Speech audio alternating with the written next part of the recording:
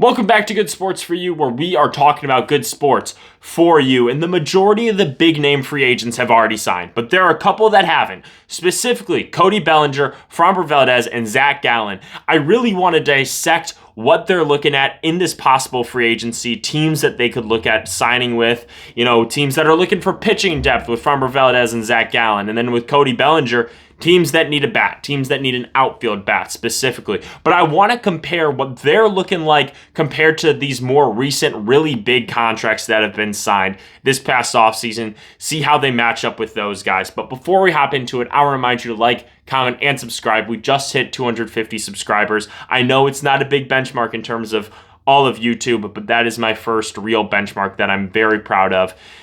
And I'm excited to keep this channel growing. I appreciate all the comments. I appreciate every like, every subscribe. I really do. I read every single comment, and I appreciate everyone so much. So thank you for supporting me as I try to come out with good content, keeping you up to base on baseball and trying to give you good, honest baseball talk. But let's hop right into it. Cody Bellinger is the first guy that I want to talk about. So there are rumors with him and the Yankees. And the Yankees basically said, we'll give you 5 years, $160 million. And apparently they haven't budged. And that's an average value of $32 million a year.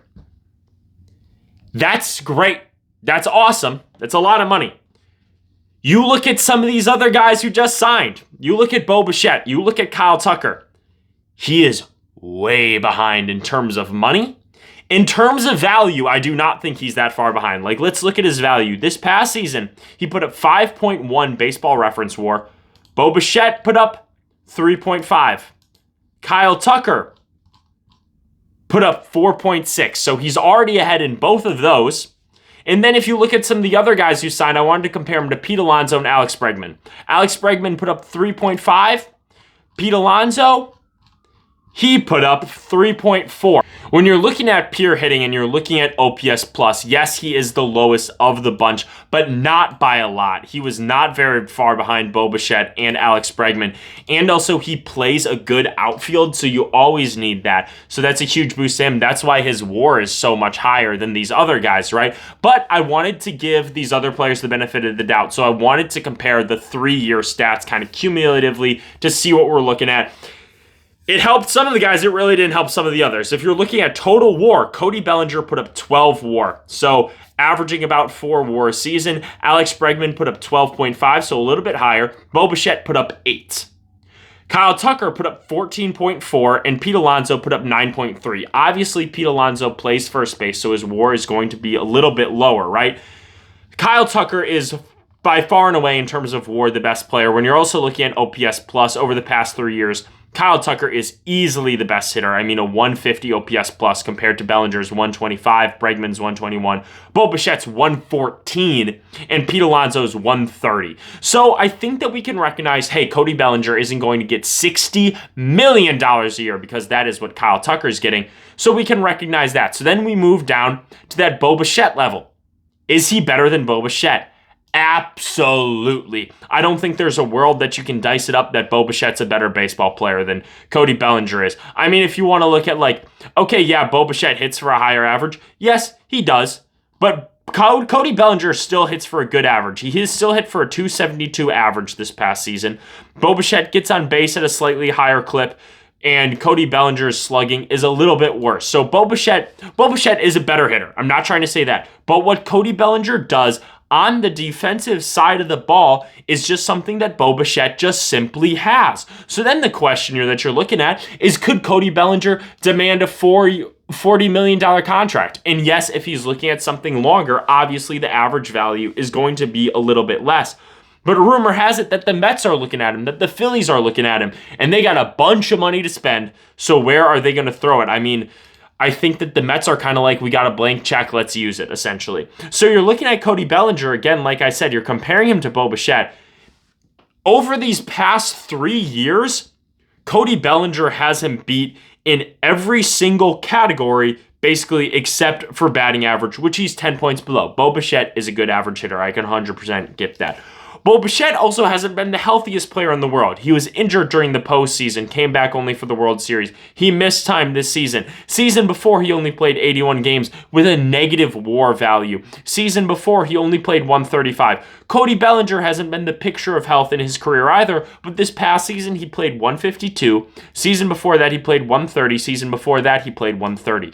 So in terms of the seasons that have only been like the seasons that he didn't play the entire thing, he's right around Bo Bichette in terms of 2023, only a 5-game difference. 2024, he's leaps and bounds ahead with a 50-game difference. And then this past season, and then he's 13 games more played. So you're looking at a guy who's been on the field more consistently, and consistently in these past 3 years especially, been better on the field. So if Cody Bellinger was looking for a short-term contract, I think we could be discussing in the range of $45 million a year, which I think is absolutely absurd.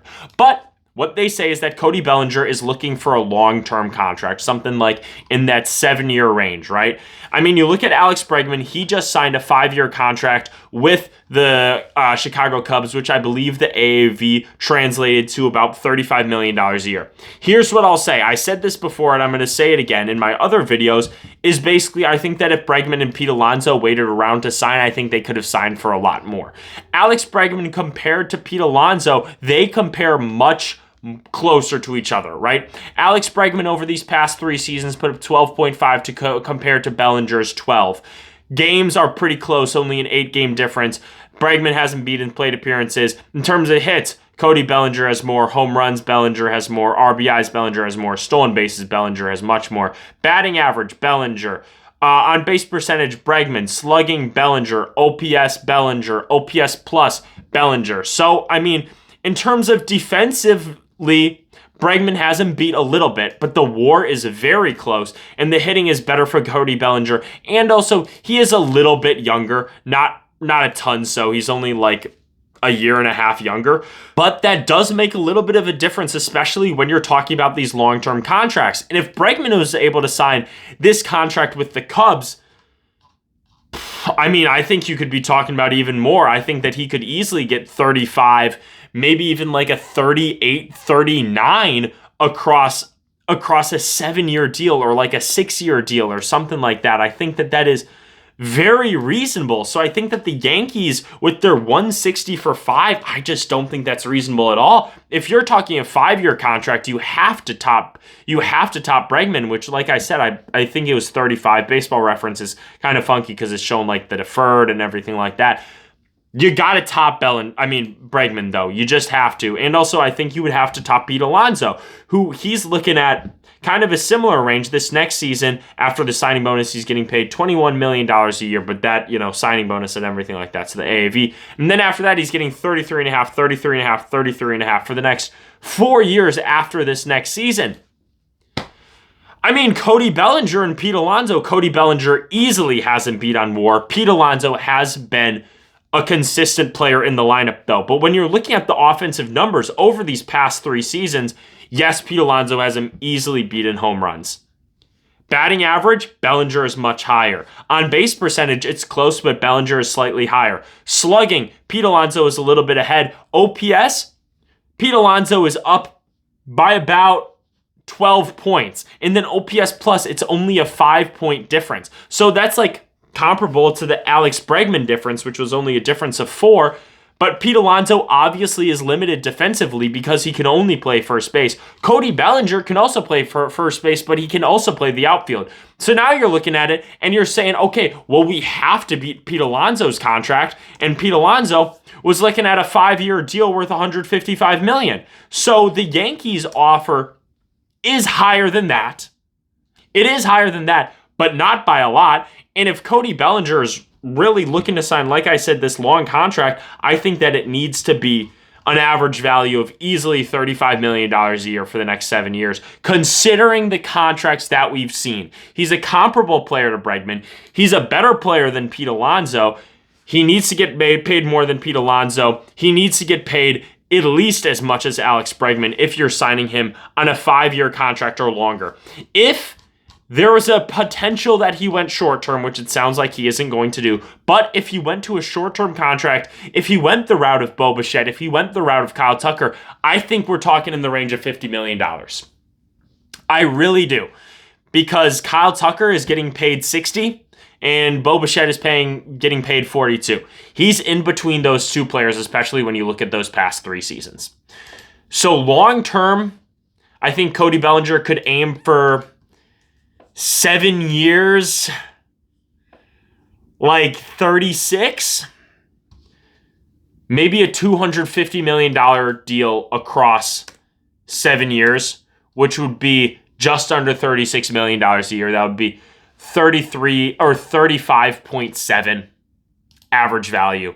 I think that is honestly very reasonable considering the market that we have right now. You could maybe go a little bit less. You could maybe say 35 across 7. But I think that the Yankees have no shot of signing him if they're offering anything below 35 a year. I really don't. And now you're talking about these other players that are in contention. And when I say players, I mean teams, honestly. You talk about a Mets. You talk about a Blue Jays. The Dodgers are in the mix too, honestly, because why not? And the Phillies and Giants have been floated around as those potential next big spots, which make 100% sense. The Phillies could use him. The Giants could definitely use him.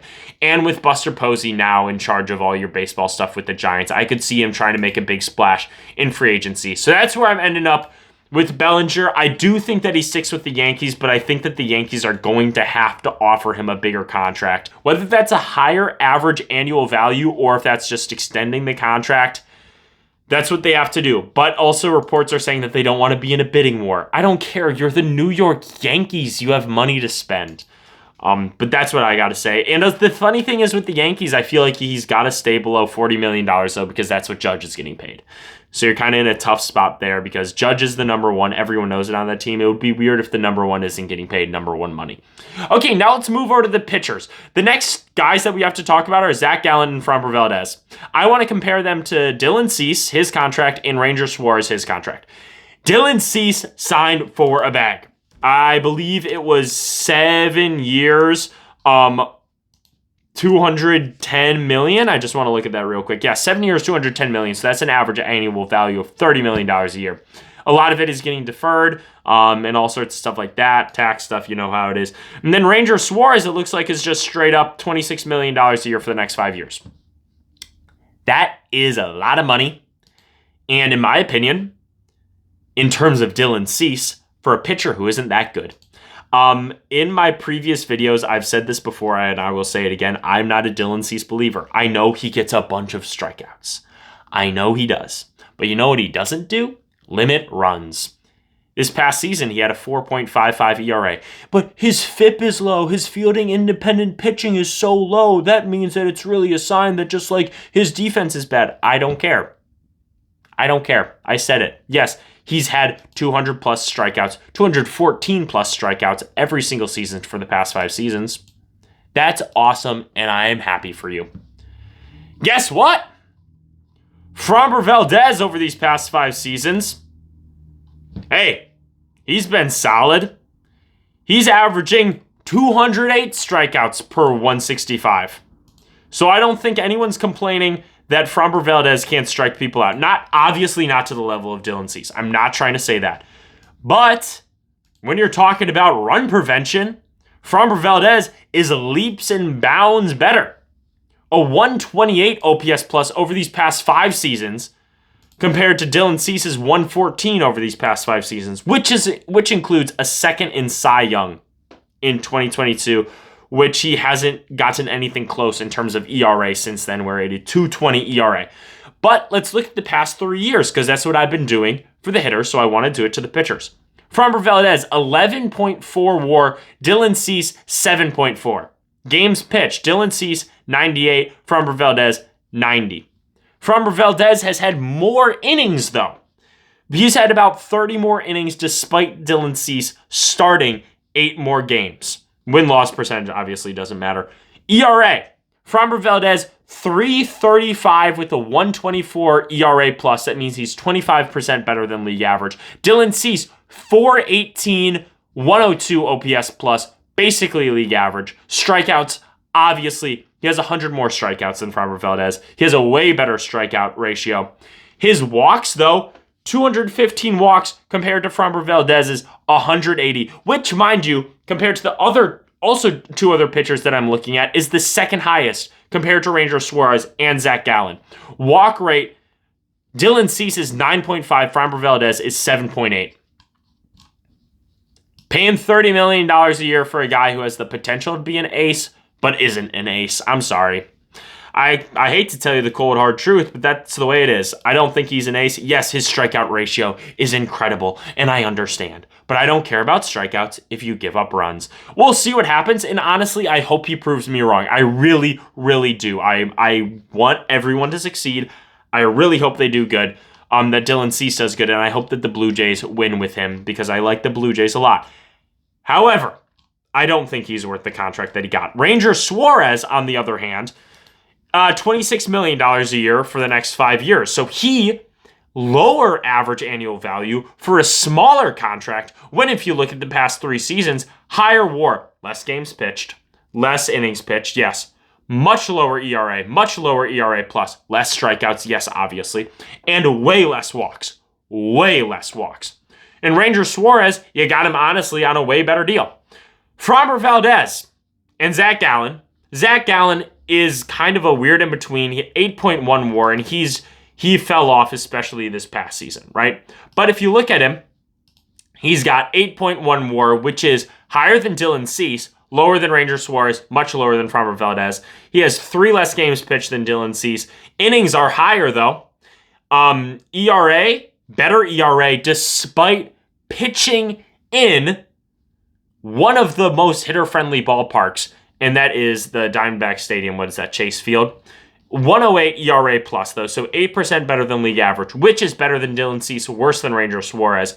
Lower strikeouts, yes, obviously, we've already established that. Much better walk ratio. But there are talks about, like, Framber Valdez specifically, that, like, he isn't the best teammate in the world. He crossed up his catcher, which I've seen the video, and I agree that he 100% crossed up his catcher, and I don't like that.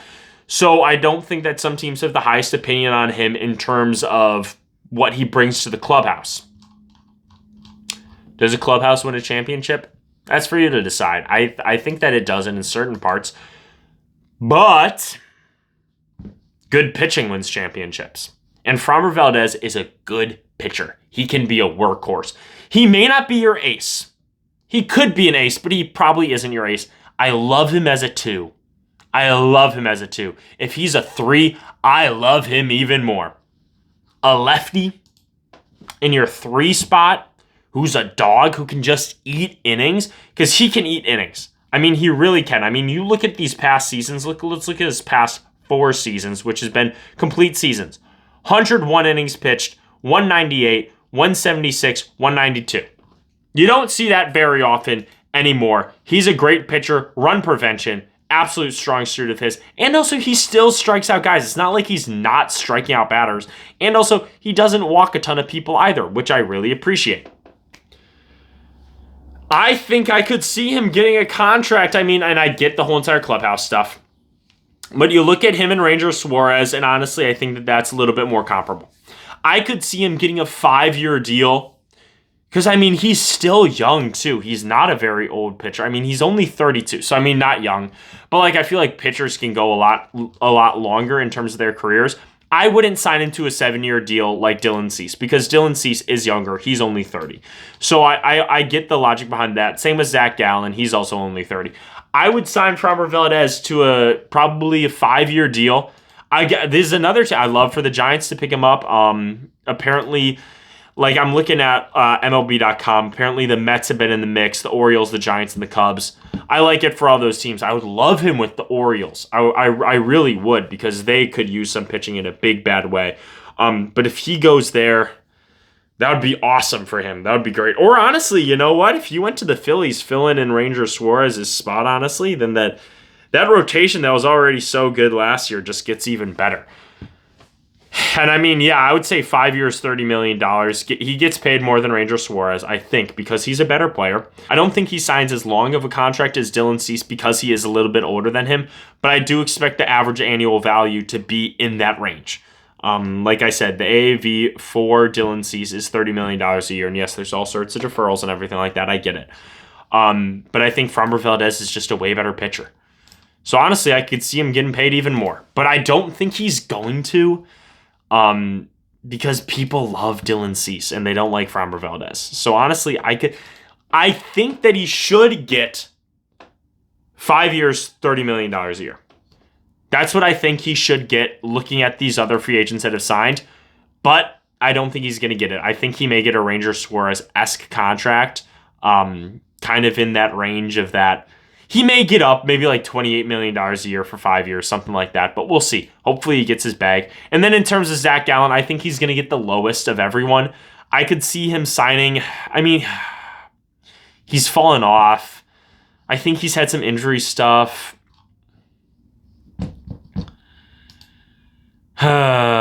This past season really hurts his value, but I could see him getting easily $20 million a year. Smaller than, I think he's going to get the smallest out of all of them. I think he maybe get like 21 for 5 years, something like that. Maybe just 20 for $100 million for 5 years. I like that. I would love that contract for him.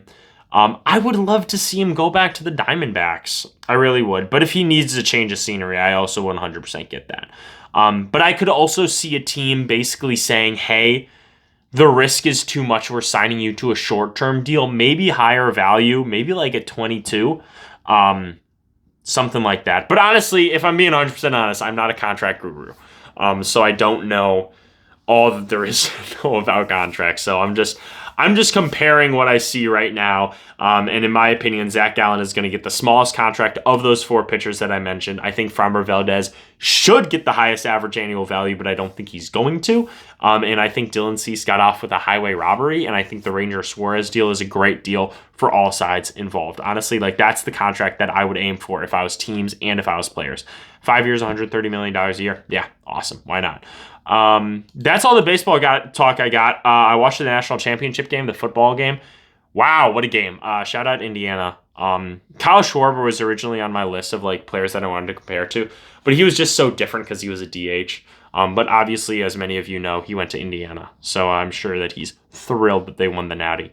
Awesome game though. Mendoza diving into the end zone at the end. That was not at the end, but to get the touchdown, that was elite. But with that being said, I thought Miami had it, honestly, in the end. They were marching down the field. But Carson Beck interception. Womp womp. I don't like him because he went to Georgia. And I went to Tennessee. As you can tell, Lady Vols. Go Lady Vols. Man, they're having an awesome season, too. But that's all I got, though, in terms of baseball. I'm just talking ball right now in terms of other sports. If you want to stick around and watch, if you don't, make sure to like, comment, subscribe, do all those things. But no, Lady Vols, man. They're rocking and rolling right now. They just beat Bama. Shout out all my buddies at SEC Network. They got a game against Kentucky this coming week, 22nd. That's a big one. Men's just lost to Kentucky, unfortunately. Kentucky's ranked 11, though. They're not really that good in women's basketball. Well, they were good. They were good. They've been good recently. But they're not historic like the Lady Volunteers. And then we got Ole Miss. That's a fun team. Circling UConn, though, February 1st.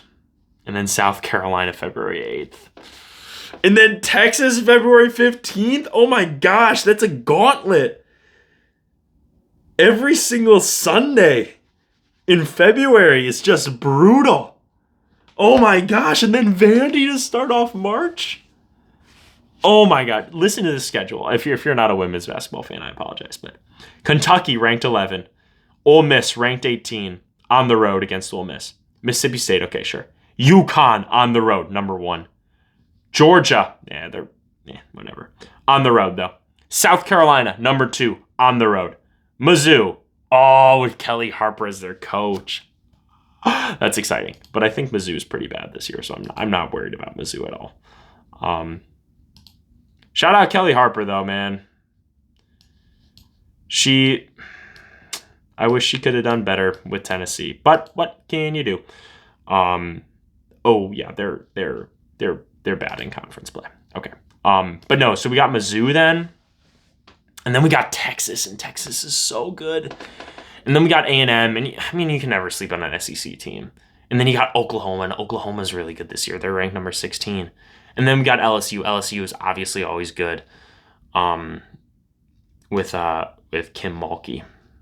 Shout out the Lady Texters too of Louisiana Tech, man. And then we got Vandy to end the season. And they're ranked number 5. At least that's at home in the Thompson Bowling Arena. Vandy is so good this season, though. Like, I do not know what happened. Shout out Justine, though. She used to play on Tennessee. She was my favorite player, and then she transferred to Vandy. Shout out Justine, though. Like, she's been playing decent too. I've been keeping up. I've been keeping track. My goat. We'll see what happens, though. Shout out the Lady Vols. Men's team hasn't been doing good, though, unfortunately.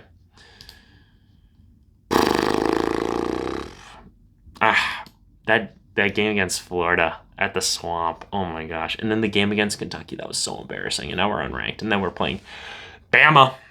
Man, Bama, come on. Bama, Georgia, Auburn, Ole Miss, Kentucky again.